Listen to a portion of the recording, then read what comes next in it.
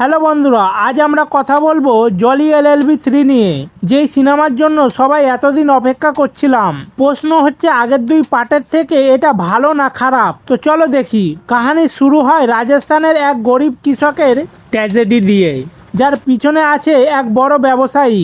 আর এবার কোর্টের লড়াই হচ্ছে জলি ভার্সেস জলি। প্রথমার্ধে সিনেমাটা একটু টেনে নেওয়া হয়েছে, কয়েকটা সিন বাদ দেওয়া যেত, কিন্তু ভাই দ্বিতীয়ার্ধে ঢুকলে আসল মজা শুরু হয়। তখনই দেখা যায় আসল কোর্টরুম ড্রামা, ইমোশন আর পাওয়ারফুল ডায়লগ। অক্ষয় কুমার, আশাদ বাসি আর সৌরভ শুক্লার কমেডি আর কেমিস্ট্রি সত্যি অসাধারণ। তবে ধীরে ধীরে কমেডি মিলিয়ে গিয়ে সিনেমাটা পুরো সিরিয়াস হয়ে ওঠে।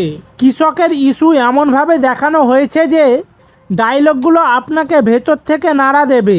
সবচেয়ে ইমোশনাল সিন ছিল সীমা বিশ্বাসের কান্না। সেই মুহূর্তে পুরো সিনেমা সাইলেন্ট হয়ে গিয়েছিল।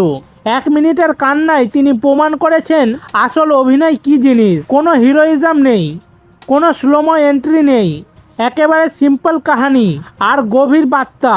মেসেজ একটাই, কৃষক শুধু চাষি নয়, তিনি আমাদের জীবনের মেরুদণ্ড। হ্যাঁ, কিছু নেগেটিভ দিক আছে, যেমন ফালতু লাভ অ্যাঙ্গেল আর প্রথমার্ধ স্লো গতি, কিন্তু পুরোটা মিলে সিনেমাটা দর্শকের মন জয় করবে।